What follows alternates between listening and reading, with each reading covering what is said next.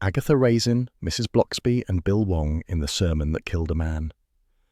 On a quiet night in Carsley, a single clue will unravel a web of secrets no one expected. Step closer, the truth is sharper than it seems. Where in the world are you listening from tonight? And don't forget to subscribe so you never miss upcoming mysteries. The morning arrived with the sort of chilly optimism the Cotswolds specialised in. Sunshine glimmered faintly on the honeystone cottages of Carsley, promising warmth it had no intention of delivering. Agatha Raisin stood before her wardrobe with an expression normally reserved for bill collectors. Every outfit looked wrong. The village was holding something called Unity Sunday, an event devised by the vicar in a moment of dangerous enthusiasm, and she was expected to attend. "Unity," Agatha muttered. "What nonsense! The only thing Carsley unifies around is gossip." Hodge, curled on the end of the bed like a furry judgment, flicked an ear. Agatha pointed at him. "Don't look at me like that. Mrs. Bloxby said everyone would be there, and if everyone is there, I should look the part." She eventually settled on a navy skirt and a fitted coat that promised elegance without admitting the cold was winning. After a final glare in the mirror and a quick application of lipstick, coral, her armour against village scrutiny, she scooped up her handbag. Hodge mewed. "No, you can't come," she said. Hodge blinked. Agatha hesitated. "Oh, very well, but only because you look lonely, and I've no patience for feline sulks." She placed him gently in her large shopping bag, where he curled immediately. Smug. The village green was already dotted with people heading towards St. Mary's Church. Doris Simpson waved from across the lane, clutching her coat with one hand and a tin of W.I. biscuits with the other. "Morning, Mrs. Raisin. Got your cat in that bag?" Agatha stiffened. "He likes fresh air." "Looks more like he likes judging the rest of us," Doris said cheerfully, hurrying along.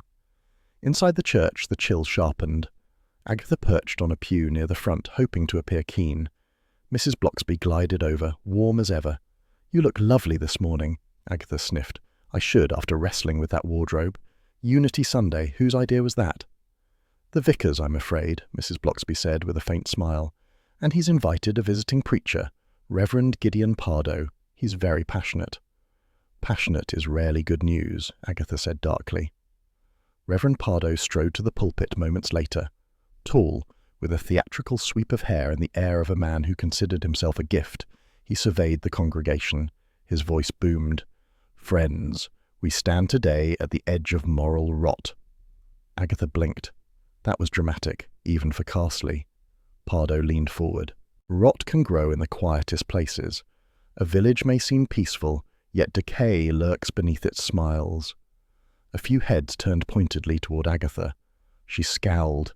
She had coughed only once and hardly loudly, but the timing, unfortunate, fell precisely upon the words "moral rot," and a ripple of amusement spread through the pews. Agatha felt heat rise in her cheeks. She straightened her coat, attempting dignity. It lasted 6 seconds. A rustle stirred in her shopping bag.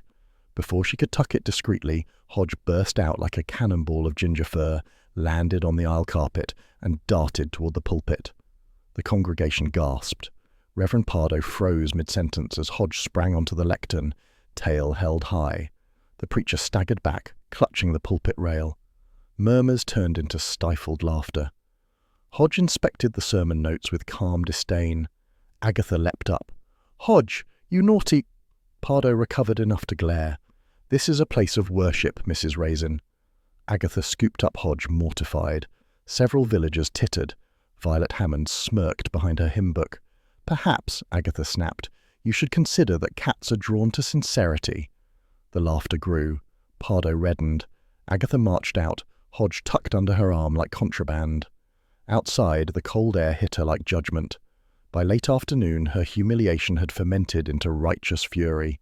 She sat in her cottage, glass of wine in hand, contemplating Carsley's collective lack of appreciation. Hodge dozed on the hearth, tail twitching. When the doorbell rang, she muttered, "If that's Violet Hammond coming to gloat, I'll throw her into the hedge." It was Bill Wong instead, mild and sensible, which was slightly worse because she couldn't shout at him.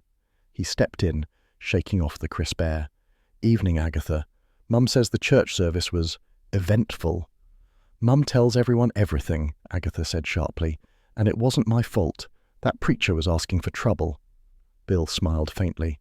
Gideon Pardo does seem to provoke strong reactions. You're not the first person he's upset this week. Agatha paused, interest pricking her pride. Oh? He's been having private guidance conversations. Violet Hammond wasn't pleased. Mr. Penlington stormed out of the vicarage on Thursday, and Alan Trent, well, the poor lad looked like he'd been lectured within an inch of his life. Agatha leaned forward. So he's been annoying everyone. Typical. Be fair, Bill said. He's trying to revitalise the parish. With sermons about rot, Agatha snorted. I'd rather hear the vicar drone for an hour. Bill chuckled. Well, try not to worry. Mum's already told half of Evesham that Hodge staged a protest. Excellent, Agatha groaned. I'll be the talk of 3 counties. The evening deepened. Agatha poured another small glass of wine, mentally rehearsing a speech she planned to deliver to the vicar about choosing preachers based on temperament rather than volume. She felt bruised, embarrassed, and more than a little lonely. Bill rose to leave. Don't fret too much, Agatha. Tomorrow will be quieter. It had better be, she muttered. But tomorrow was considerably worse. Carsley woke under a crisp, blue morning sky, the sort that pretended spring was near, though frost still clung stubbornly to the hedgerows. Agatha had barely lifted her first cup of coffee when the telephone shrilled with a sharpness that suggested bad news. She set down the mug, wincing at the cold floorboards beneath her slippers, and snatched the receiver. Mrs. Raisin? Mrs. Bloxby's voice trembled like a loose window pane. Could you come to the church? There's been an incident. Agatha straightened at once. What sort of incident? A thin pause, heavy with dread. It's Reverend Pardo. He's dead. For a moment, Agatha simply stared at the kitchen wall, the morning's light catching the chipped paint she kept meaning to fix. Dead? She repeated. Yes, please, come as soon as you can. The line clicked. Hodge, offended by the noise, stretched extravagantly on the rug. Well, Agatha muttered, grabbing her coat, so much for a quiet morning. The walk to St. Mary's took her past the green, where a few villagers clustered in anxious knots. Doors opened. Curtains twitched. Carsley did not require official announcements to know something dreadful had happened. The church was cordoned off with yellow tape, which looked absurdly modern against the ancient stone walls. Inside, the air was cold, still, almost resentful of disruption. Mrs. Bloxby stood near the nave, pale but composed. Bill Wong was already there, notebook in hand, wearing the expression of a man regretting every life choice that placed him in proximity to Agatha at a crime scene. You shouldn't be here, he began. Don't be ridiculous, Agatha said briskly. I was summoned. Invited, Mrs. Bloxby corrected gently. Not summoned. Agatha ignored that. Her gaze had landed on the body slumped in the pew near the front. Reverend Gideon Pardo, yesterday's irritable thunderer, lay at a crooked angle, head tilted back as if shocked by his own ending. Well, Agatha murmured, he's certainly quiet now. Bill shot her a look. Agatha. What? Someone needed to say it. She moved closer, noting the scattered pages of sermon notes on the floor. They fanned outward in a messy arc as though dropped in haste. A faint citrus scent drifted near the pew. She frowned. What's that smell? Bill sighed. We're looking into it. And what's that? She pointed to a communion cup lying near the aisle, rolled slightly into shadow. Bill didn't answer immediately. He closed his notebook. There are early signs he may have been poisoned. Agatha's eyebrows shot up. Poisoned? By whom? That's what we're trying to determine. Mrs. Bloxby wrung her hands. He was locking up last night. I left him around 7. He said he had notes to review. Agatha glanced again at the scattered papers. They look as though he was interrupted. She paused. What was he drinking? Yesterday he had that ridiculous thermos of lemon tea. Bill nodded reluctantly. We think something may have been added to it, but we haven't found the thermos. Convenient, Agatha muttered. Outside, gossip swelled like floodwater. Carsley villagers hovered around the gates, each certain they knew more than the last. A few glanced at Agatha with suspicion, and she bristled. She might be many things, but she was not a pulpit poisoner. Violet Hammond chose that moment to glide forward, voice sharp.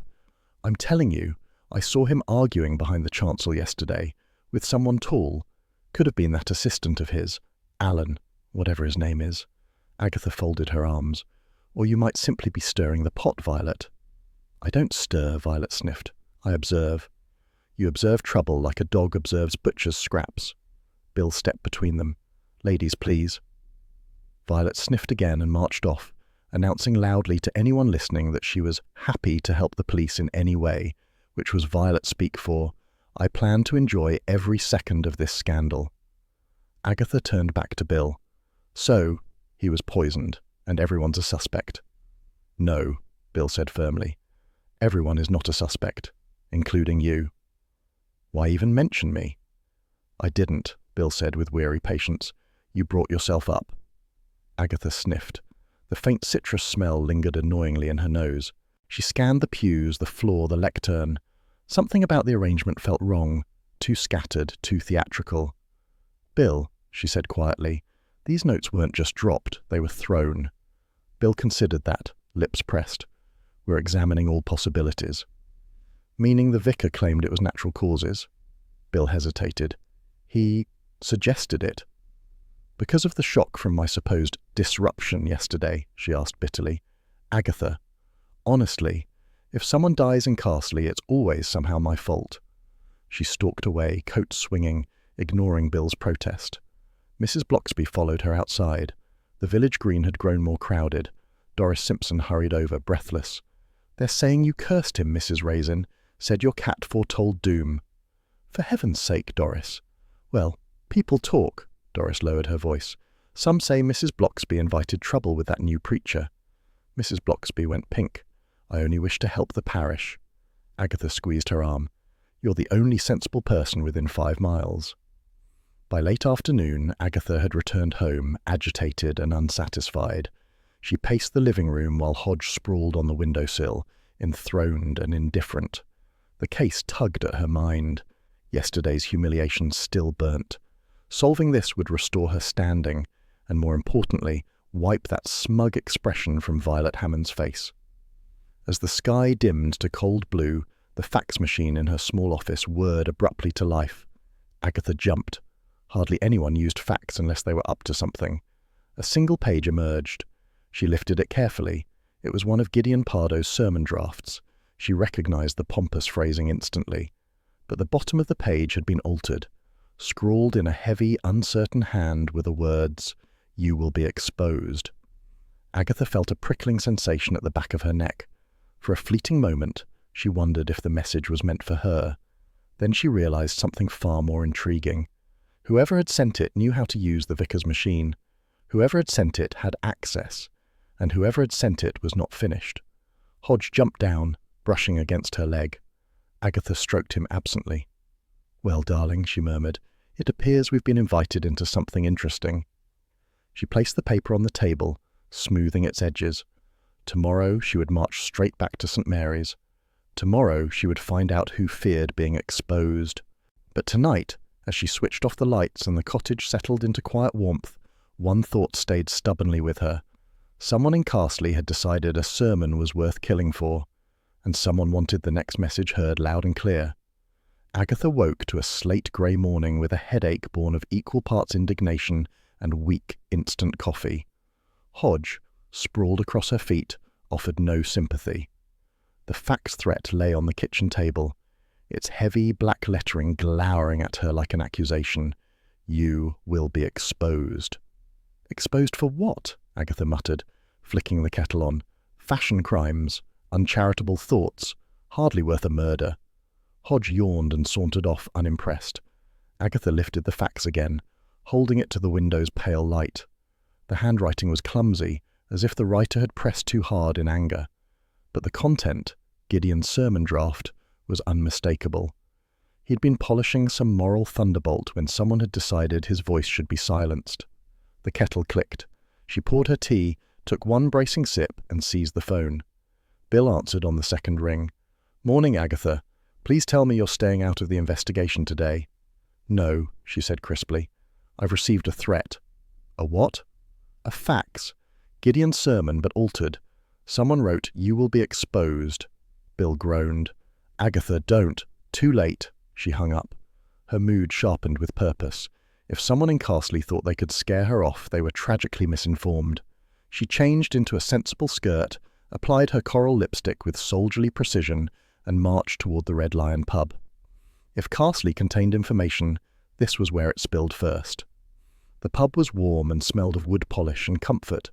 A small crowd had already gathered around Doris Simpson, who looked delighted to be the centre of speculation. "Morning all," Agatha said, sliding into the circle like a shark entering a paddling pool. "What's the latest?" Doris blinked. "Oh, Mrs. Raisin, didn't expect to see you so early." "I'm an early bird when murder's about," Agatha replied. "Now talk." Doris lowered her voice, which accomplished nothing. The entire pub leaned in at once. "We were just saying Reverend Pardo had been visiting people's homes. Unannounced, mind you. Popped round to Penlington's last week asking about charitable donations." Agatha snorted. "He always struck me as the sort who thinks bringing up money is the height of spiritual depth." "And Violet Hammond," Doris added. "Apparently he told her he knew about some unsuitable behaviour in her household. She's been fuming ever since." "She always fumed," Agatha said. "She wakes up fuming. But what did he think she'd done?" Doris shrugged. "Depends who you ask. Some say it's her son. Others say she's been less than truthful about her." She stopped as the pub door creaked open. Mr. Penlington entered, pompous even at 9 in the morning, scarf looped dramatically. He spotted Agatha and scowled. "If you're here to interrogate me, Mrs. Raisin, you'll be disappointed." "Not as disappointed as whoever last sat through your conversation," she replied sweetly. Penlington swelled like a threatened pigeon. "Gideon Pardo embarrassed me publicly, but I wouldn't kill the man. I have standards." "Shame," Agatha said. "A bit of humility might do you good." Laughter rippled. Penlington stomped to the bar. Doris leaned close. "He's been telling people Gideon made insinuations about his financial improprieties." "Meaning?" "Meaning he exaggerated a donation he never made." Agatha sighed. "Motives everywhere, and not a sensible one among them." She finished her tea and left before anyone else could embellish their own importance. The village air smelled of damp earth and something faintly citrus. She wrinkled her nose. Perhaps someone had been cleaning. Perhaps it was memory creeping in from the church. The vicarage loomed ahead. She hesitated, then knocked. Mrs. Bloxby opened the door, face wan, hands folded nervously. "Agatha, dear, I hoped you'd come." "I've brought something." She handed over the fax. Mrs. Bloxby's face paled further. "Oh my." She traced the handwriting. "Gideon.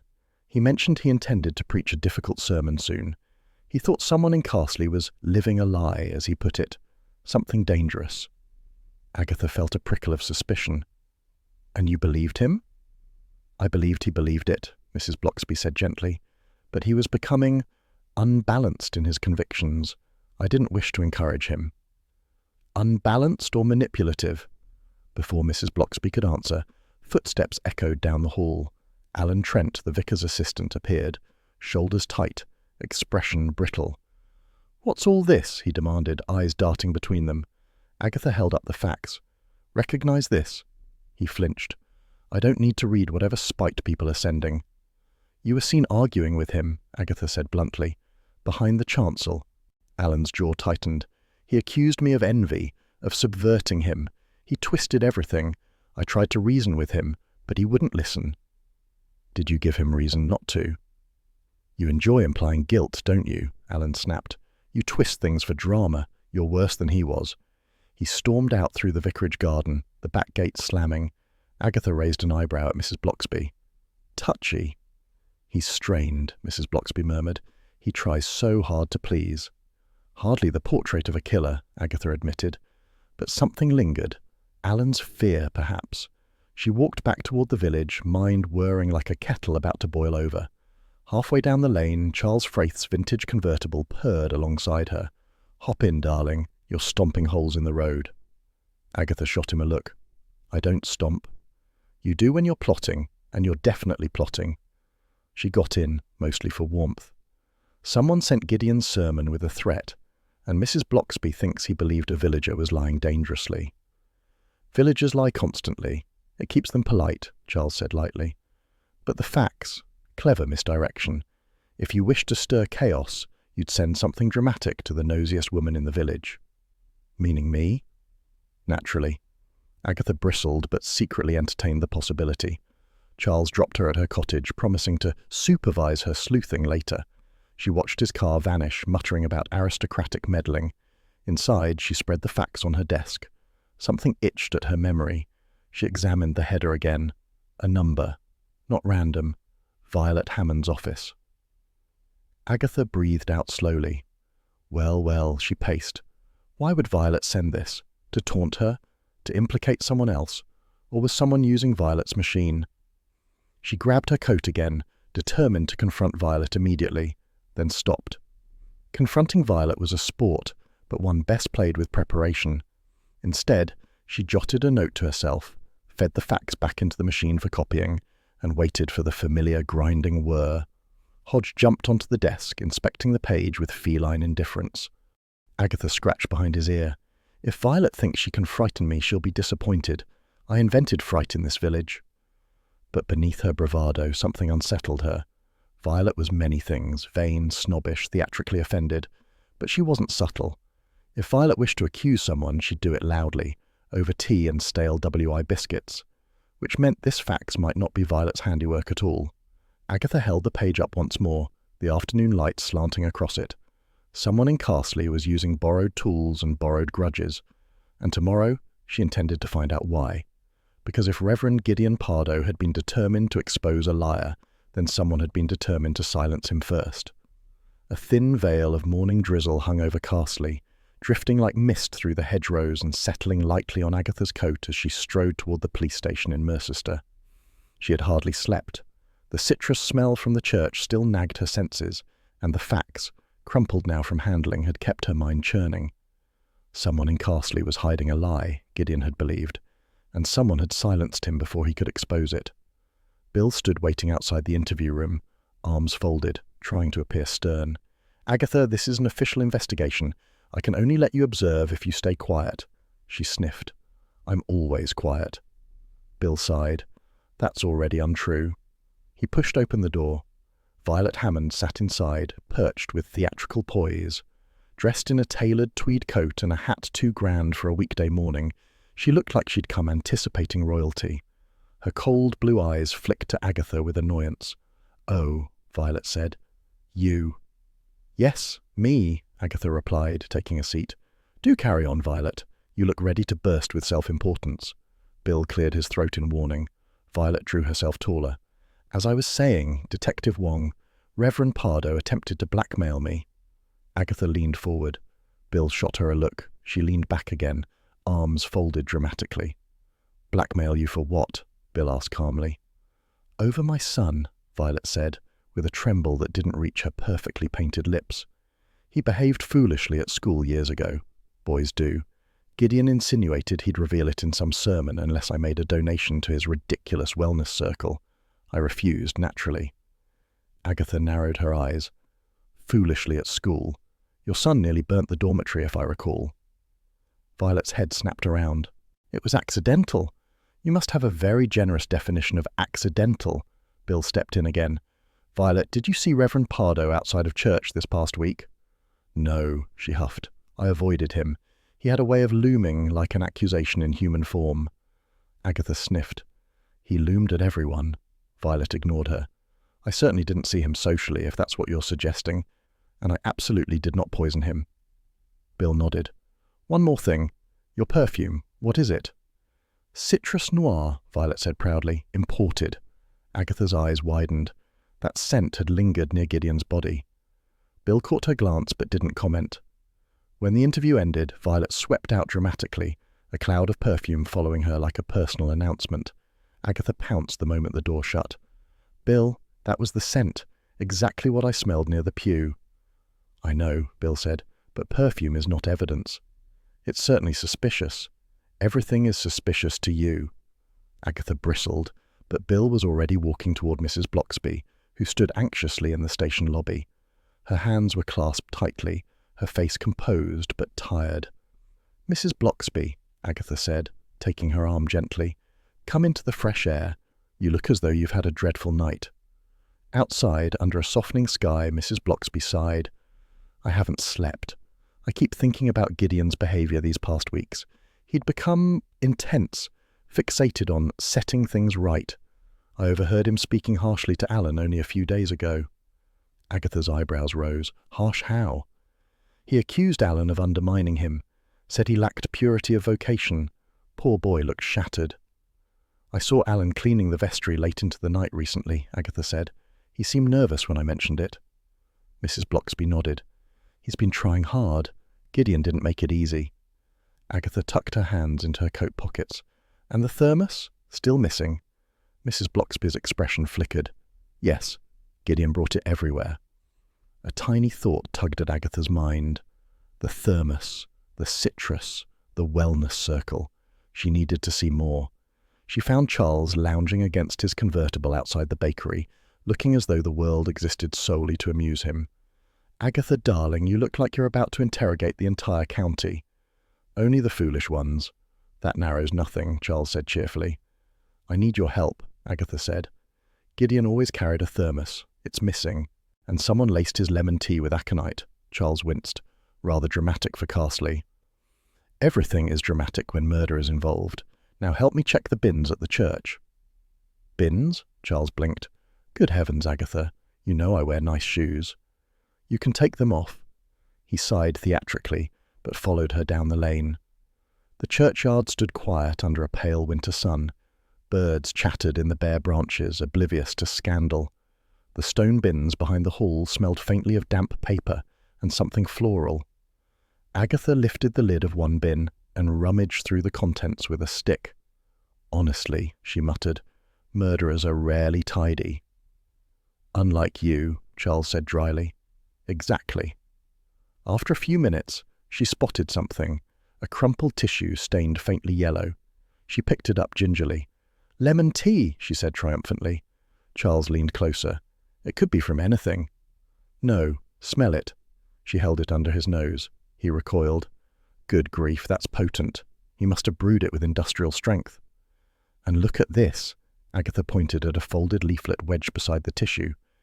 Gideon Pardo's Charity Wellness Circle. Charles laughed softly. What absolute rot.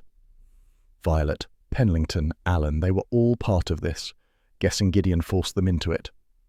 Agatha pocketed both items. She scanned the area near the vestry door. Something caught her eye, a thin scrap of paper sticking out of a hymn book on the outside shelf used for returns. She tugged it free, a jagged tear, a fragment of Gideon's sermon notes, ink-heavy, ripped with real fury. Someone ripped this from his draft, Agatha said quietly. Another dramatic touch. Or panic. Charles tilted his head. You're enjoying this. I'm good at it, she said simply. They walked back toward the village. Bill intercepted them halfway, stepping out from behind a hedge like an exasperated shepherd. Agatha, for heaven's sake, stop interfering. I'm helping, she said. You can't possibly have every angle covered. I do not need you rummaging in bins. It was productive rummaging. Bill rubbed his forehead. Fine, but since you clearly won't stop, lab results confirm the lemon tea contained aconite. Whoever prepared it knew exactly what they were doing. And who would Gideon trust to handle his thermos? Agatha asked innocently. Bill glared. Don't start implicating the entire parish. Only the deserving ones. Mrs. Bloxby hurried up the path, breathless. Agatha, Bill, I think you should know something. Alan was crying in the vestry earlier. He said Gideon had threatened to expose him. I couldn't get more out of him. Bill's eyes narrowed. Threatened how? Alan didn't say, but he looked frightened. Agatha considered this. Alan's nervousness, Gideon's accusatory nature, the wellness circle, it all formed a vague shape, but not a clear one. As dusk approached, Agatha returned home, thinking she'd earned a quiet cup of tea. Hodge greeted her by winding around her ankles, tail held high. She scratched his head. You're the only male in this village who doesn't irritate me, she told him. The knock came precisely as she sat down, a hesitant, trembling knock. Agatha opened the door to find Mr. Penlington on her step, sweat glistening at his forehead despite the cold. Mrs. Raisin, he whispered, eyes darting. I need to talk. Gideon. He knew something about me, but not what he thought. Agatha stepped aside, gesturing him in. Well then, she said, closing the door firmly behind him. Let's hear what you've been hiding. Hodge leapt onto the armchair, settling as though ready for a show, and Agatha, heart sharpening with anticipation, realized the investigation was about to twist again. The night had dropped a soft frost over Carsley, leaving the hedges rimmed in white and the lanes dusted like icing sugar. Agatha noticed none of this. She stared instead at Mr. Penlington, who hovered in her doorway like a guilty ghost, cheeks flushed a deep, sweaty pink. Hodge sat on the armchair, tail twitching in judgment. "Well," Agatha prompted, "you knocked as though wolves were after you. Get on with it." Penlington licked his lips. "Gideon, Reverend Pardo, he said he knew something about me. Something wicked." Agatha raised an eyebrow. "Wicked? You're not interesting enough for wicked." Penlington flinched. He meant financial sins. "Oh, for heaven's sake," Agatha folded her arms. "If we arrested every villager guilty of creative accounting, Carsley would be empty." Penlington puffed indignantly. "I merely hinted, slightly, that I'd made a sizable donation to the parish renovation fund. It was a social embellishment." "A lie. A harmless one." "Then why run to me now?" Penlington swallowed loudly. "Because Gideon said he intended to reveal hypocrisy wherever he found it. He looked directly at me. I thought he'd expose me in a sermon." "So you panicked," Agatha said. "But panic is not murder." Penlington sagged with relief. "You believe me?" "Sadly, yes. You don't have the nerve to kill a wasp." With a sniff of wounded pride, Penlington attempted a graceful exit, but tripped over Hodge's stretching form. Hodge hissed as though performing civic duty. Penlington fled. Agatha shut the door with a sigh. "Dramatic fool," she muttered. Hodge blinked, unimpressed. Sleep eluded her. The village felt swollen with secrets, each one pressing outward, threatening to crack the peace like thin ice. And now Penlington's confession, pathetic yet oddly revealing, added another piece to Gideon's puzzle. The man had collected grudges like some people collected stamps. Morning arrived draped in clear golden light. Hardly fitting for murder, Agatha thought grimly as she set out for the vicarage. Mrs. Bloxby answered the door, her expression soft but weary. "Agatha, dear," she said, stepping aside, "I thought you might come." "Penlington visited me last night," Agatha said, claimed Gideon was blackmailing him with moral judgment. Mrs. Bloxby sighed. He wasn't the only one. Gideon had become terribly harsh. Alan, especially. Oh, Agatha, he was so cruel to Alan. Cruel how? In private meetings, accused him of pride, incompetence, envy, even impurity. Alan tried to hide it, but he was crushed. Agatha paused. The memory of Alan's defensive anger flickered. "He feels guilty, doesn't he?" Mrs. Bloxby nodded. "He believes that hating Gideon contributed somehow to the tragedy." "That's nonsense," Agatha said, but gently. Mrs. Bloxby's compassion made everyone's pain feel heavier, more vivid. Mrs. Bloxby wrapped her cardigan tighter. "He's barely speaking now, and I fear people will begin pointing fingers unfairly." Agatha placed a hand on her shoulder. Awkward comfort was all she could offer. "Don't worry, I won't let the village scapegoat him unless he deserves it." Before Mrs. Bloxby could reply, the front gate creaked. Charles Fraith sauntered through, wearing tweed, sunglasses, and lazy confidence. Behind him trailed a bright blur of London energy, Roy Silver, waving his arms as if conducting invisible music. "Aggie," Roy cried, bounding up the path, "you will not believe the week I've had. PR carnage. A pop star accused her stylist of sabotage, and somehow I got dragged in." Agatha groaned. "Why are you here, Roy?" "To escape the madness, obviously, and to offer my genius." Roy plopped dramatically onto the vicar's bench. "Heard all about your little village murder. Deliciously ghastly." Charles smirked. Roy insisted on helping. "I bring insight," Roy said proudly. "Aconite. Very fashionable in alternative religious circles a few years ago. Cleansing rituals and all that nonsense. Gideon Pardo preached at a London group that used the stuff." Agatha blinked at him. "How on earth do you know that?" Roy fluttered a hand. "PR is gossip with an expense account." "So aconite isn't rare," Agatha mused. "Anyone could have obtained it." Charles nodded. "And someone clearly knew how to use it. A measured dose," Bill said. Agatha frowned. The tea was lemon. Violet ordered specialty citrus teas for Gideon's wellness circle, but several boxes went missing. "Missing?" Charles repeated. "Yes. Doris mentioned Violet had complained about it at the WI. Not that she'd ever admit it publicly." Roy perked up. "Stolen tea? How thrilling." It's hardly thrilling, Roy, Agatha said. It's irritating. Someone brewed the poison before church locking up time. That requires access. Alan had access, Roy offered. Alan had a nervous breakdown, Charles countered. Hardly the picture of cold calculation. Agatha paced the vicar's gravel path, thinking. The killer needed casual access to Gideon's belongings, his thermos, his tea, his trust. Mrs. Bloxby looked stricken. Gideon trusted me, but I never touched his drinks. Agatha squeezed her hand. No one is accusing you. But the thought lingered. Access mattered. Trust mattered even more. Bill arrived then, looking tired. His expression shifted when he saw Roy and Charles. Oh no, not you two. We're assisting, Roy declared. Pray for me, Bill muttered. He turned to Agatha.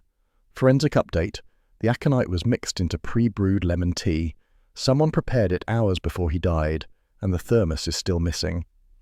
So, someone planned it, Agatha said. This wasn't impulsive. Bill nodded. Exactly. And we found no forced entry at the church. Whoever handled his things was someone he allowed near them. Trusted, Agatha murmured again. Bill rubbed his forehead. Agatha, please don't start declaring suspects. The last thing I need is... Me helping, she offered sweetly. Yes, Bill said flatly. She ignored him. Later that afternoon, after Roy had exhausted himself with speculation and Charles had retreated to his manor for tea and aristocratic smugness, Agatha returned home. Hodge was curled on the windowsill, a ginger comma of disapproval. He hopped down as she entered. You could help solve a murder, you know, she told him. At least sniff suspicious people, or hiss helpfully. Hodge blinked and headed for the kitchen, expecting food. Agatha filled his bowl, then brewed tea for herself. Plain, unpoisoned, blessedly normal. She sat at the small table, mug warming her hands, thoughts weaving into sharper shapes. Gideon's final house call still bothered her. He'd visited Penlington the previous evening. Then he'd gone somewhere else. Someone he believed needed spiritual correcting. Her front door rattled sharply. If that's Roy again, she muttered, standing. But it wasn't Roy. Mr. Penlington stood there again, but this time his face was ghost white, and he looked ready to faint. Mrs. Raisin, he croaked. There's something else. Something I didn't tell you last night. Agatha glared. If you exaggerated another donation, I swear. No, Penlington clutched her arm. Gideon visited someone else before he died. Who? Penlington swallowed with difficulty. Mrs. Bloxby. Agatha froze. He said he wanted to see her about a matter of conscience, Penlington whispered, hours before he died. Agatha's heartbeat quickened. Mrs. Bloxby, gentle, wise, compassionate Mrs. Bloxby, had been Gideon's final appointment. She stepped aside stiffly. Come in, Penlington. But as he babbled anxiously, Agatha heard only the echo of those words. Gideon's final house call. Mrs. Bloxby. A clue or something far more dangerous. Only tomorrow would tell. The next morning arrived with a deceptive calm. Bright, cold air.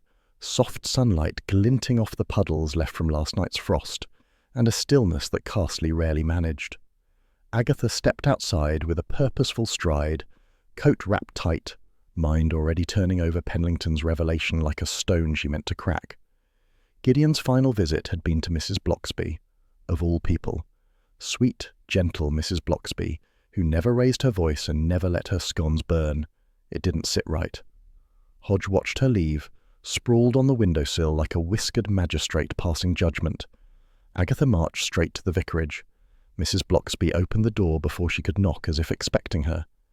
Agatha, she said softly, come in. You look troubled. Agatha stepped inside, removing her gloves. Penlington told me Gideon visited you the night he died. A shadow crossed Mrs. Bloxby's face, fleeting, but there. She motioned Agatha into the sitting room, warm with morning light and faintly scented of lavender. Yes, I wondered when you'd hear. Agatha perched on the edge of the floral sofa. Why didn't you tell me? Mrs. Bloxby folded her hands. Because I didn't think it relevant, and I didn't want to spread distress. Distress? Agatha echoed. You never hide anything unless you're shielding someone. Mrs. Bloxby hesitated. That, more than anything, made Agatha lean in. Finally, in a voice barely above a whisper, she said, Gideon came to discuss a matter of conscience. He believed someone in Carsley was being manipulated, a vulnerable person. He thought Alan Trent was influencing an elderly parishioner to increase her donations. Agatha blinked. Alan? He barely influences his own hair to stay flat. Mrs. Bloxby's lips twitched sadly. I told Gideon the rumour was baseless. The parishioner in question is lonely, not exploited. Alan was comforting her, nothing else, but Gideon wouldn't listen. He said it was his duty to intervene. Intervene, Agatha repeated, her tone darkening. He meant lecture. He meant intimidate. Mrs. Bloxby looked away. He believed zeal justified severity. Agatha's stomach tightened. This was no longer simply a case of a preacher who annoyed people. Gideon had been digging into private sorrows and twisting them into moral failings, and Mrs. Bloxby, dear, gentle Mrs. Bloxby, had been the last to see him. Is that everything? Agatha pressed. Another pause, longer this time. Agatha, Mrs. Bloxby said slowly, I am not withholding facts that would aid the investigation, but I am torn. Gideon believed something deeply. It frightened me, but there are confidences I can't break. Agatha exhaled sharply. Confidences were one thing, murder was another. Before she could argue, the sky darkened abruptly, clouds rolling in like soggy blankets, and a sudden downpour hammered against the windows. Mrs. Bloxby startled. Oh dear, come into the kitchen before the hall floods. They hurried through the corridor. Bill Wong arrived at the same moment, dripping from the rain, shaking water from his hair. This weather was not forecast, he grumbled. It rarely is, Agatha said. Doris Simpson arrived seconds later, barging through the back door without waiting to be invited, clutching her coat and wearing the delighted expression of someone ready to share scandal. You'll never believe what I heard, Doris announced, stamping rain from her boots onto the vicarage mat. You shouldn't be listening to gossip in weather like this, Mrs. Bloxby said. You don't stop gossip for rain, Doris replied, indignant. Anyway, it's about Alan Trent. Bill winced. Doris. Oh, hush, Bill, you'll want to hear this. Alan was seen in Evesham late at night last week with Violet Hammond's son. Agatha blinked. Her son? The one who nearly burnt down the school? The very same, Doris said smugly, both looking secretive, and everyone knows he's been expelled. The implication hung in the warm kitchen air like steam. That sounds like nonsense, Agatha said at once. Lots of things sound like nonsense, Doris countered. Doesn't mean people won't think it. Mrs. Bloxby looked anguished. Bill pinched the bridge of his nose. Agatha made a decision. Where's Alan now? In the vestry, Mrs. Bloxby whispered. He's been cleaning obsessively since dawn. Agatha and Bill exchanged a look. They walked through the drizzle to the vestry, Doris scampering behind until Bill shot her a look that sent her scurrying back inside. Alan Trent stood hunched over a table, polishing candlesticks with frantic intensity. When he looked up, his eyes were red. Alan, Agatha said gently, we need to talk. I didn't do anything wrong, Alan blurted. No one said you did, Bill replied. Agatha stepped closer. Why were you in Evesham with Violet's son? Alan sagged onto a chair. He came to me for help. He was being bullied at school. Boys locked him out in the snow. Agatha's expression softened despite herself. I only tried to guide him, Alan whispered. He didn't want his mother to know. She'd make a fuss, blame everyone except the boy. And Gideon? Agatha asked. Alan's face twisted. He told me it was inappropriate closeness, that I was corrupting him. He said he'd remove me from parish duties and announce it publicly if I didn't stop meeting him. Agatha felt a jolt of anger, a righteous one. Gideon had tormented this young man with sanctimonious cruelty. Bill nodded slowly. We've heard similar things from others. Alan scrubbed his hands over his face. I hated him for it. But hate isn't murder. Agatha studied him. Broken, frightened, earnest, the very portrait of someone Gideon had wounded, not someone who killed him. She and Bill returned to the vicarage kitchen once the rain eased. Mrs. Bloxby was stirring a pot of tea, eyebrows knitted in concern. I told you, she said softly. Alan is a good soul. Gideon's accusations shattered him. Agatha patted her hand. Still no reason to hide anything from me. Mrs. Bloxby hesitated again, not lying, but not free of fear either. The rain cleared fully by afternoon, leaving the vicarage gardens slick and shining. Agatha stepped outside to clear her head. The air smelled of wet leaves and faint citrus. Again. She walked slowly toward the shed. Something small glinted near the paving stones. She crouched. A thermos cap. Agatha turned it over carefully in her fingers. Stainless steel, scuffed, unmistakable. Her heartbeat quickened. She stood, scanning the garden. The cap lay mere feet from a shed she recognized immediately. Violet Hammond's favorite storage place for tools and fertilizer, she bullied the vicar into letting her keep. Cold suspicion closed around Agatha like fog. Footsteps sounded behind her. Mrs. Bloxby appeared, hands folded. "Agatha, what have you found?" Agatha showed her the cap. Mrs. Bloxby gasped softly. "Oh dear." "This shouldn't be here," Agatha murmured. "Not unless Gideon dropped it, or someone else did." Mrs. Bloxby pressed a hand to her mouth. "Violet uses that shed constantly." "And Violet was furious with Gideon," Agatha said, more than she admitted. Mrs. Bloxby's eyes darkened. "Be careful, Agatha." Agatha slipped the thermos cap into her pocket. "Careful? I'm always careful." Mrs. Bloxby gave her a look that said she believed precisely none of that. Agatha stepped back toward the path, mind crackling with new possibilities.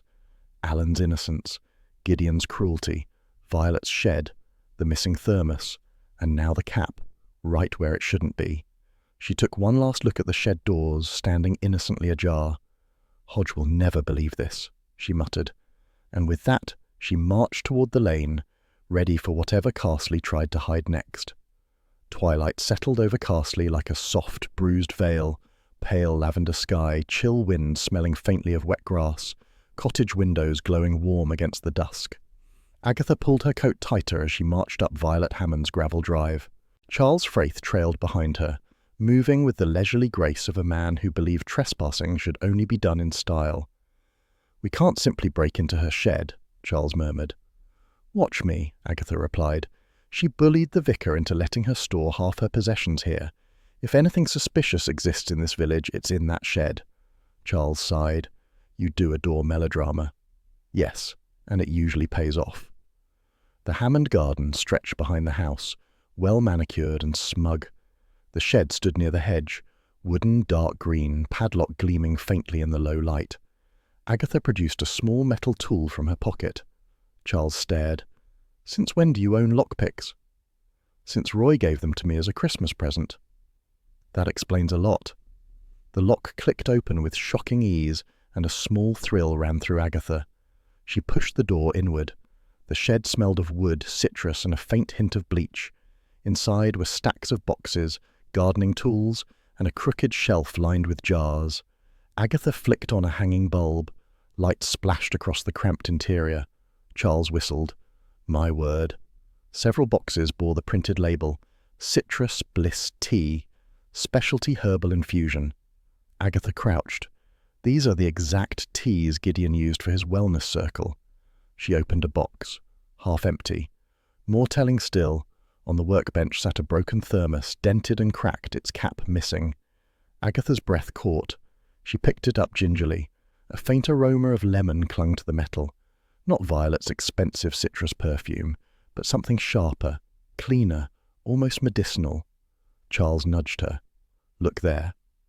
Pinned under a gardening trowel was a copy of Gideon's sermon draft, pages creased and torn. Agatha lifted it.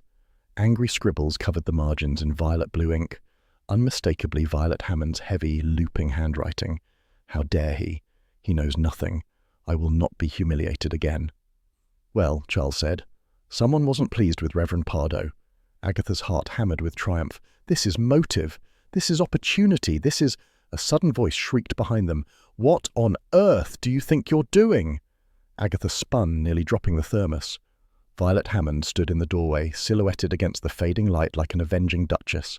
Her tweed coat flared dramatically, her eyes glittering with fury. "You're trespassing!" she shouted.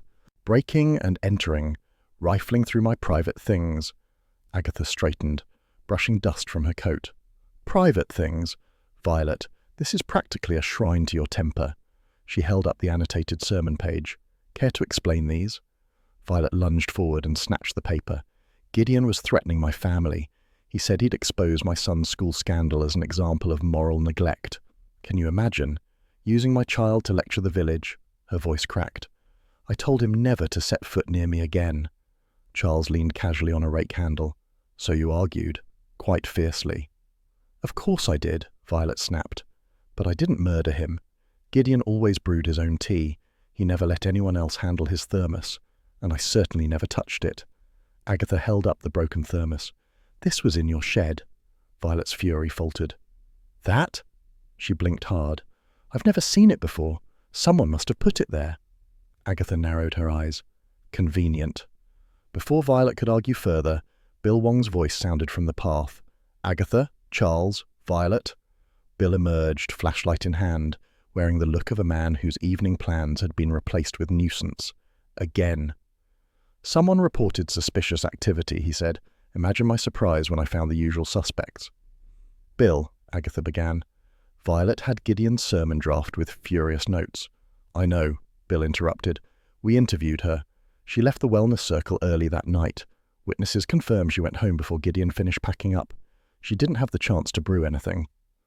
Violet glared triumphantly. Agatha deflated slightly. Fine, but her motive, Bill said, is one of many in this village, but timing matters more, and she doesn't fit the timeline. Violet folded her arms, nostrils flaring. Are you satisfied? Hardly, Agatha muttered. Charles guided her out gently. Bill followed, reminding Violet to keep the shed locked, preferably from the inside, Agatha thought darkly. As they reached the lane, Roy Silver sprinted up, waving his arms like a neon semaphore sign. Aggie, emergency, he cried, breathless. Someone sent another fax. Another one, Agatha groaned. Not now, Roy. Now, immediately. The page says she will be judged. Very Old Testament. Very dramatic. Roy thrust a crumpled paper into Agatha's hands, and Bill traced the fax number. Guess where it came from? Alan Trent's flat. Bill blinked. My team confirmed it. The machine is his. Agatha stared at the page. The handwriting looked jagged, uneven, not Alan's neat style. Yet the number didn't lie. Where is Alan? She demanded. At home, Roy said. Sobbing, I expect. They found Alan sitting on his sofa, pale and shaking, the small flat cluttered with books, hymnals, and a half-knitted scarf he clearly intended to give someone eventually. Alan, Agatha said, did you send another sermon fax? He shook his head violently. No, I swear. My machine's been acting up for days. It prints at odd hours. I thought it was a malfunction. I never... His breath hitched. I don't understand why someone hates me. Bill examined the fax machine. No forced access. No obvious tampering. Agatha scanned the sermon page again. Something felt off. The language sounded like Gideon, but twisted, sharpened, as though someone was imitating him with malice. But Alan's terror looked painfully real. A red herring, then. A clever one. She stepped outside, needing cold air to think. The sky had deepened into a velvety indigo, the stars faint but watching. Charles joined her, hands in pockets. You're thinking, he said. Yes. It looks painful. It is. Would you like a drink? Later. Roy appeared behind them. Aggie, darling, you're doing that intense glare thing again. Quiet, Roy. I'm on the verge of something. She paced along the gravel. Violet's shed held tea and a broken thermos. Alan's flat sent a fax he didn't write. Mrs. Bloxby hid a secret. But one detail, faint and stubborn, snagged her mind like a loose thread. The broken thermos she'd found earlier, the one she'd almost dropped in Violet's shed, smelled faintly of lemon. But not Violet's imported citrus perfume. Something simpler, harsher, like the disinfectant used in... Her breath caught. The vicarage cleaning cupboard. She remembered it vividly, the cupboard Mrs. Bloxby opened daily, the one filled with lemon oil cleaner for the pews and altar rails. She'd smelled it hundreds of times after WI bake sales and parish teas. The residue on the thermos wasn't tea at all. It was lemon oil polish. Only someone who handled cleaning supplies regularly could have left that residue. Only someone who cleaned the vicarage and had constant, unquestioned access to Gideon's belongings would know where his thermos was kept. Agatha stopped walking.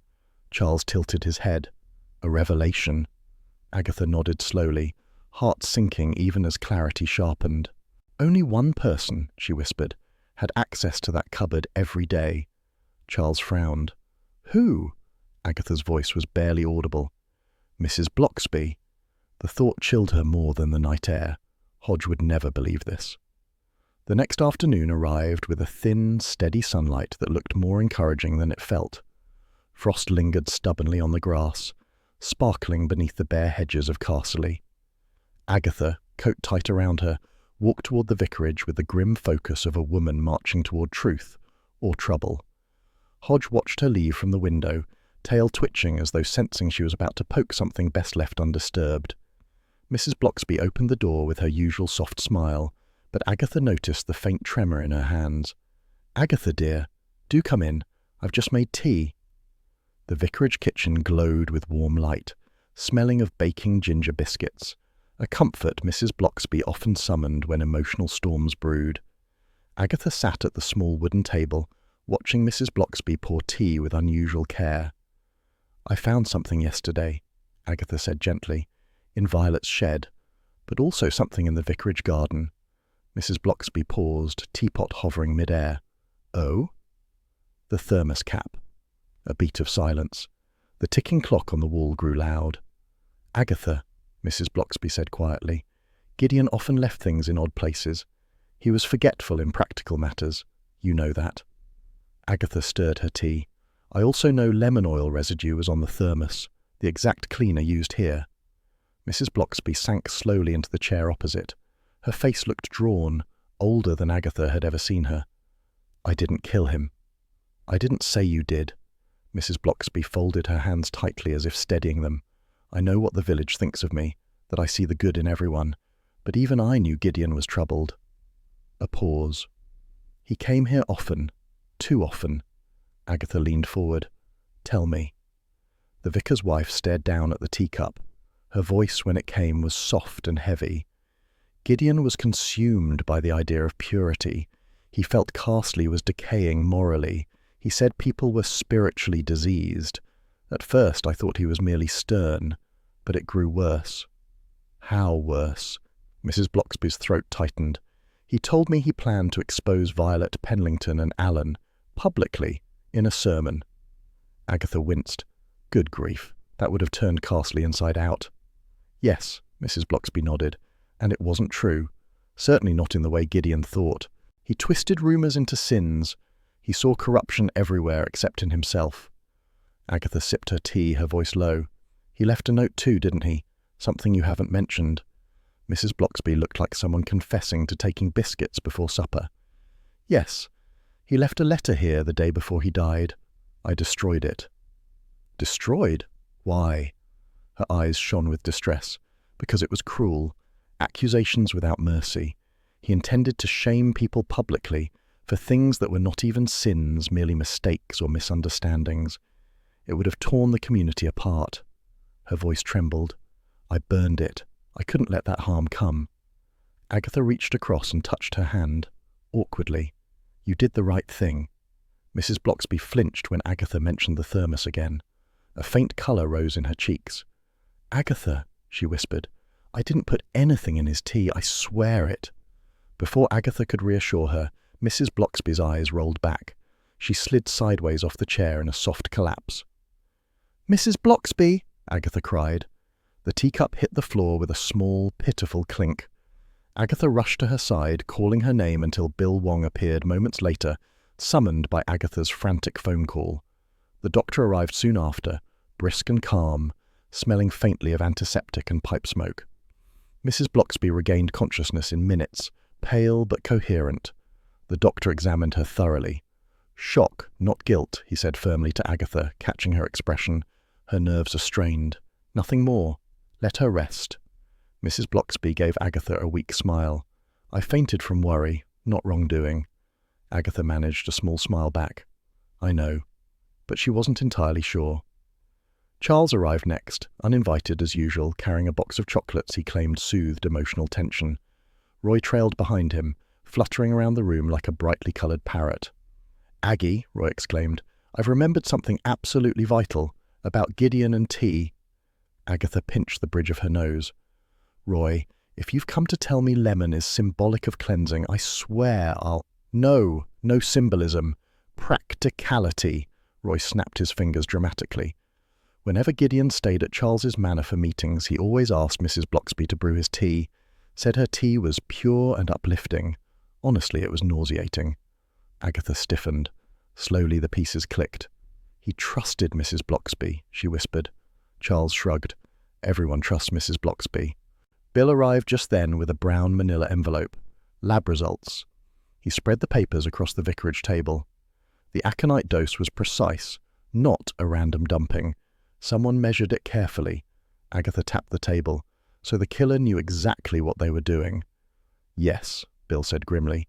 This wasn't an accident or a sudden fury. This was planned. Roy shuddered theatrically. Planned poison is so unfriendly. Agatha ignored him. Her mind spun through the clues.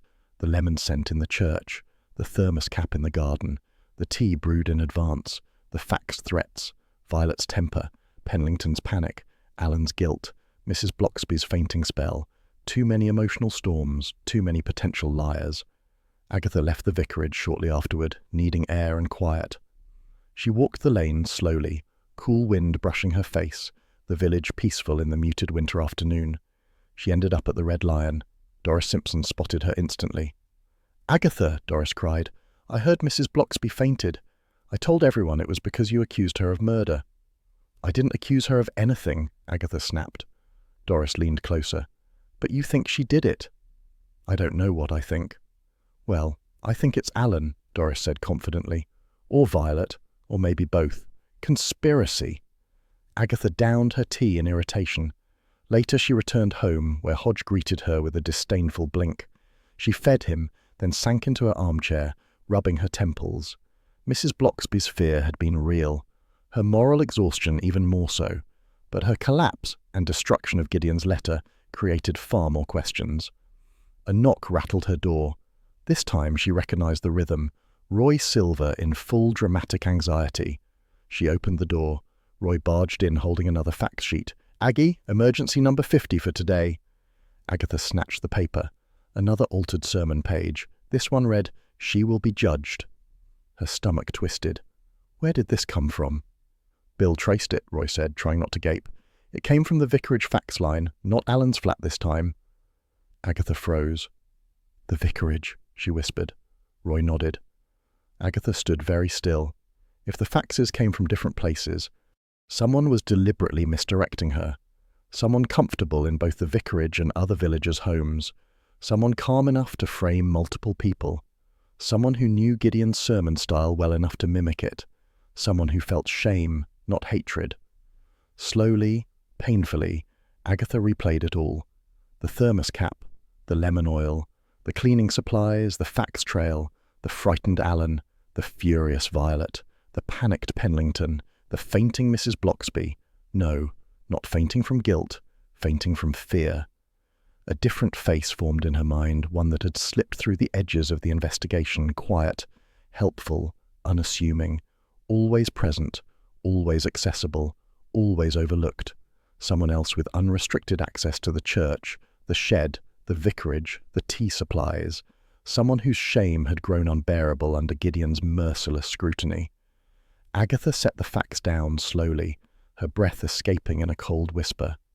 "The killer isn't who I thought." She stood, heart thudding. The truth was close now, painfully, dangerously close. Carsley settled into a pale, winter-blue calm the next morning, the sort that made the cottages look almost theatrical in the soft light. Agatha marched toward the Red Lion with purpose sharpening her stride. She'd hardly slept. Hodge had curled across her feet all night, unimpressed by her tossing and muttering. The truth hovered just at the edge of clarity. She could almost feel it breathing. Inside the pub, the fire crackled and the regulars buzzed with gentle gossip. Charles and Roy sat at Agatha's usual corner table. Roy looked far too energized for someone drinking tea. Charles looked half asleep until he perked up at Agatha's approach. Hodge had followed her, brazen as always, and promptly curled beneath the table, ignoring the stares of drinkers who felt cats should not have pub privileges. Agatha sat, pulled off her gloves and announced, "I know who killed Gideon Pardo." Charles raised a brow. Roy dropped his biscuit dramatically. "Aggie," Roy whispered, "you're giving me palpitations." Agatha leaned forward. "Think of the pattern, the faxes, the citrus scent, the thermos cap in the vicarage garden, the lemon oil residue, and the timeline of who had access to Gideon's things. Roy blinked. You think it was Violet? No. Charles tilted his head. Penlington? No. Mrs. Bloxby? Roy gasped loudly. Agatha glared. Absolutely not. Roy sagged with relief. Agatha said quietly, It's Alan Trent. Charles sat up straighter. Alan? Hodge flicked an ear as if offended by the suggestion. Agatha tapped the table. He had access. He had opportunity. And he had something none of the others had. Something Gideon used against him. Roy shivered.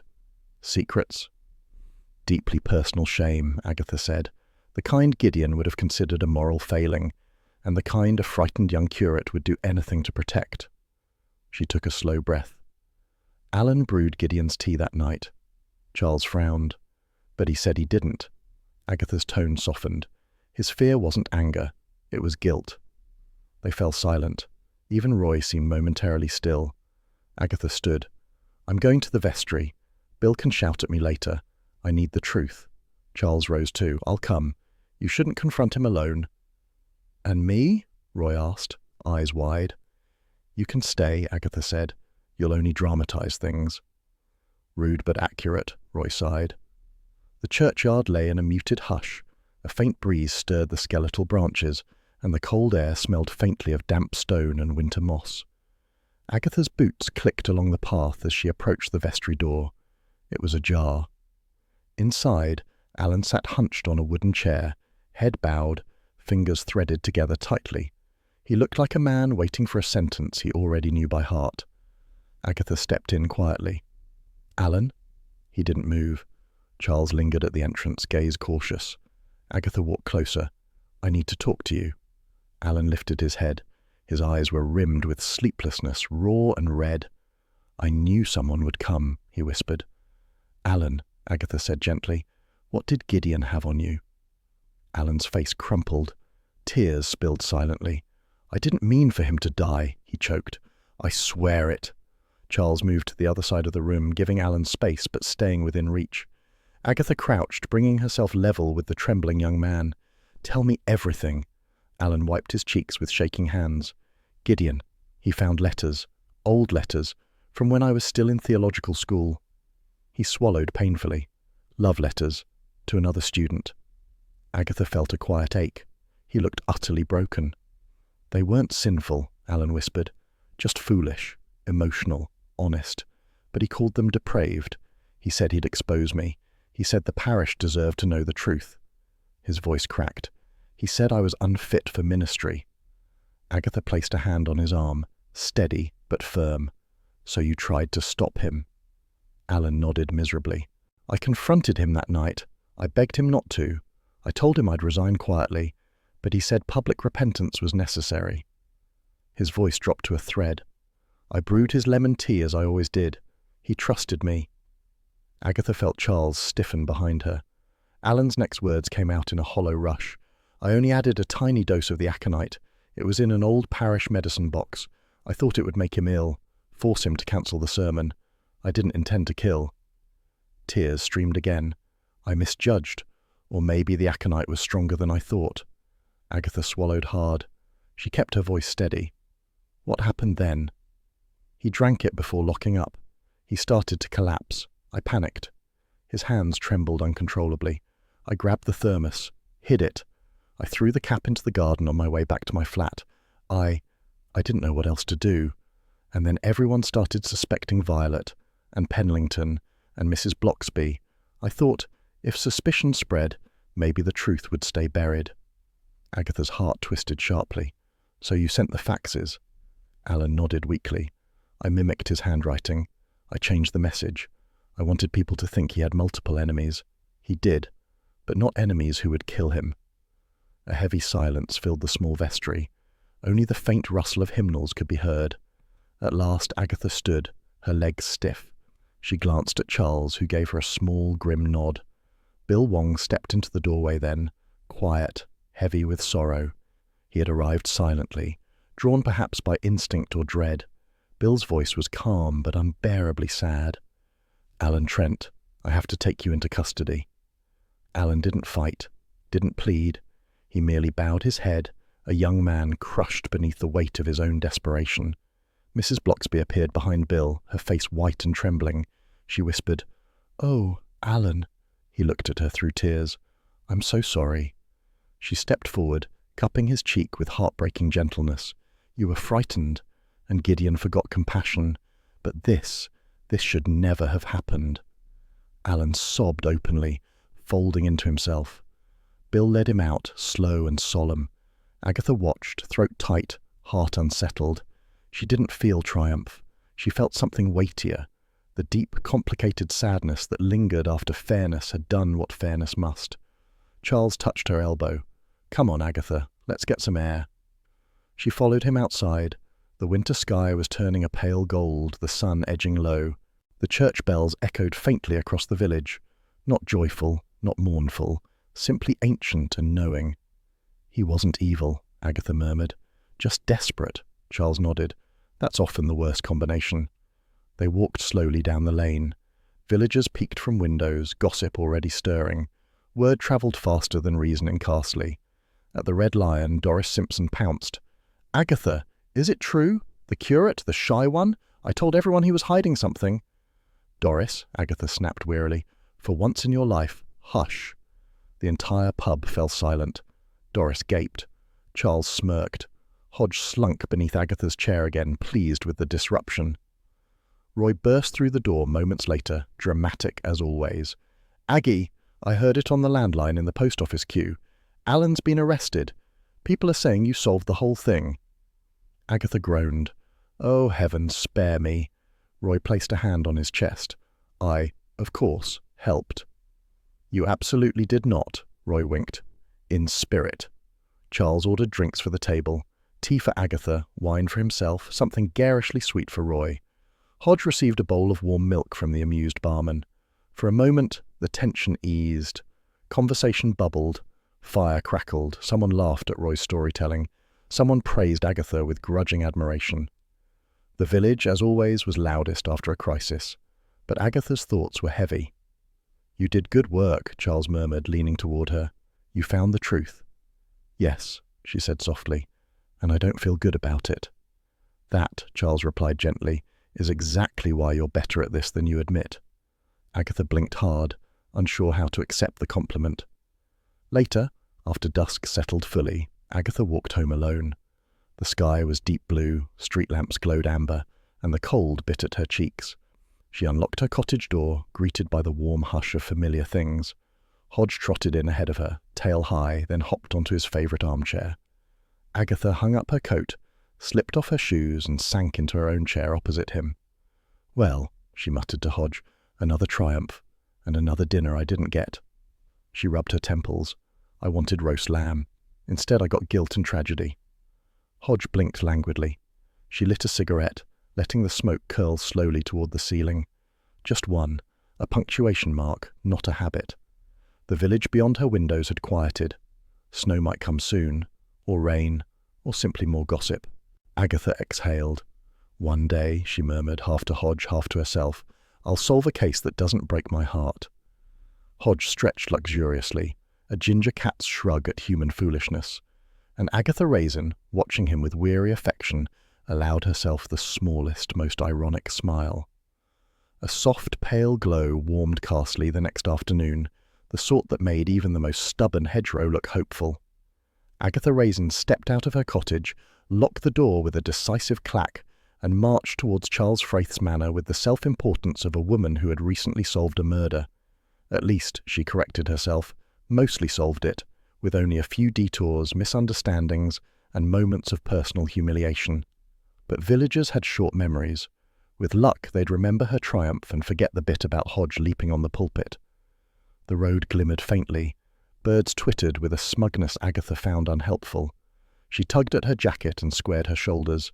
Tonight was meant to be a celebration, her celebration, and not even Charles's infuriating smirk would undermine it. Charles's manor looked unfairly beautiful in the afternoon light, all honeyed stone and aristocratic laziness. Agatha paused at the gate, took a breath, and reminded herself she deserved admiration. After all, she'd navigated gossip, poison, sermons, and spiritual maniacs. Surely she could handle dinner. She pushed open the door. Immediately she heard commotion. Hodge darted past her ankles, a streak of ginger triumph, a long ribbon of smoked salmon trailing from his mouth. "Hodge!" Agatha shouted. "You criminal! Drop that!" Charles lounged in the drawing-room doorway, hands in pockets, grinning like a cat in human form. "Your creature appears to have refined taste. That was imported Scottish." "Then you shouldn't have left it out," Agatha snapped. Charles tilted his head. "I assumed my guests wouldn't attempt burglary before dinner." "It wasn't me." "Technically, he is your dependent. One might say he acts on your behalf." "Oh, shut up." Charles laughed and ushered her inside. The table was already half laid, though crookedly. A garish tablecloth, Roy's doing clearly, clashed with Charles's silver candlesticks. "It looks like a fete run by lunatics," Agatha muttered. "Roy insisted," Charles said.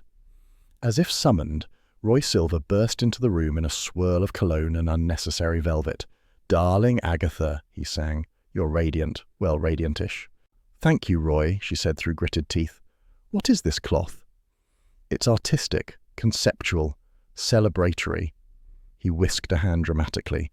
"You wouldn't understand. You live in the Cotswolds." "You live in London, and that doesn't seem to help." Roy gasped. "Cruel.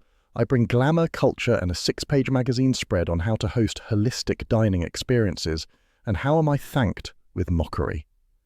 "Be glad it's only that," Agatha said. Charles stepped forward smoothly. "Before we devolve into hostilities, shall we sit?" They attempted to, but Hodge leapt onto a chair, still occupied with his salmon heist. Agatha dragged him off and handed him an emergency biscuit she kept in her handbag for moral bargaining. He crunched it contemptuously and trotted to the hearth as if awarding her a passing grade. At last, they managed to gather around the table. Charles poured wine. Roy fussed with a napkin. Agatha inspected the roast and decided Charles had overseen the cooking mainly by standing near the oven and making remarks. "To Agatha," Charles proclaimed grandly. "Yes," Roy added, "to the woman who solved Carsley's greatest spiritual debacle since the WI tried vegan scones." Agatha lifted her chin. "Thank you. I did my best." Charles smirked.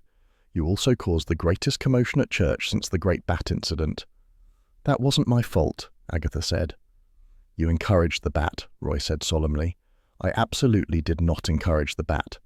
Charles leaned back, looking maddeningly pleased. Then there was the sermon interruption. "That wasn't me either. That was Hodge." "Who was in your handbag?" Charles reminded her. Agatha glared so fiercely that the candles seemed to flicker. Just then, the doorbell chimed. Charles rose. "I suppose that's Bill. He promised to bring something dull and respectable." "Probably salad," Roy muttered. "Detectives always bring salad." Bill Wong entered, holding a modest bowl. Roy pointed triumphantly. "See?" Bill took a seat. "Doris Simpson made it. I'm merely the messenger." Agatha rolled her eyes. "Typical. She's probably waiting for every detail of this dinner to reach her fridge by morning." "You know Doris," Bill said mildly. "She thrives on stories." "Then she'll worship me after this case," Agatha declared. Charles coughed. Bill allowed a tiny smile. Roy stabbed a tomato with dramatic sympathy. Agatha scowled. "What now?" "You did solve it," Bill said, "but you caused almost as many disruptions as clues." "I did not." "You climbed into Violet Hammond's shed," Charles said helpfully. "Investigators climb into things." "You told Penlington he was a flapping coward in tweed," Roy added. "Constructive criticism," Agatha insisted. Bill leaned forward kindly. "Agatha, you did well, very well. But we must remember the vicar is grieving, the parish is shaken, and Alan—" His voice softened. "Alan's case is tragic. He'll never be the same." Agatha's irritation faded. "I know. Poor man. Gideon pushed him to the brink." "Fanaticism often harms the faithful," Roy said, uncharacteristically serious. A quiet knock came at the door. Charles frowned. "Expecting someone?" "Not me," Agatha said. Charles opened it. Mrs. Bloxby stepped inside, cheeks pink from the mild evening air. She looked serene but tired, a woman carrying sorrow beneath composure. "Oh, Mrs. Bloxby," Agatha stood quickly. "I didn't expect—" "I hope I'm not intruding," Mrs. Bloxby said softly. "You're always welcome," Charles said with old-world courtesy. "We're celebrating Agatha's investigative achievements and possibly attempting to survive Roy's decor." Mrs. Bloxby smiled faintly and walked toward Agatha. "My dear, I simply wish to thank you. You protected a vulnerable man from disgrace and freed our village from cruelty. You have done a kindness, more than you know."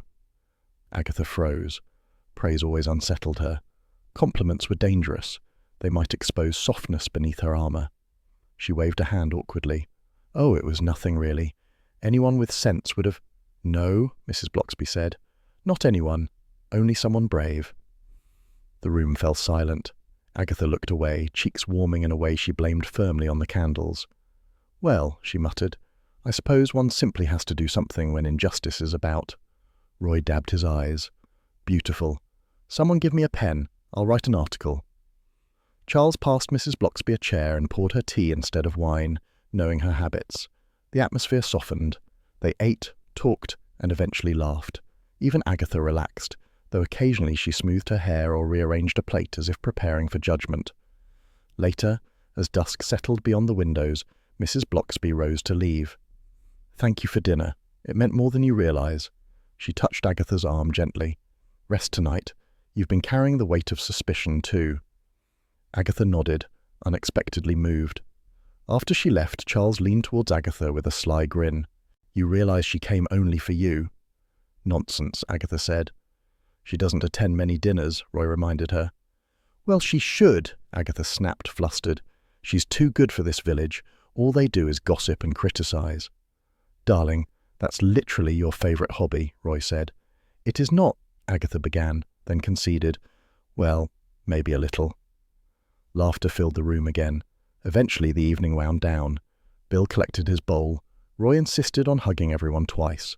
Charles offered Agatha a ride home, which she refused because she didn't want to look dependent. She left the manor with her head high, convinced she'd behaved with stunning dignity. The next morning, Carsley buzzed like a startled beehive.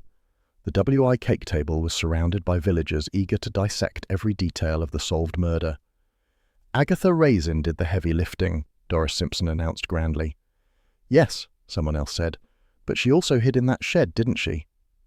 "Bravery comes in many forms," Doris replied. "She shouted at Penlington," another added. "Well, he needed shouting at," Doris said. Agatha, hovering nearby in disguise, sunglasses and a scarf, bristled. She approached the table as if investigating a hostile territory. "Morning," she said, sliding coins across the counter.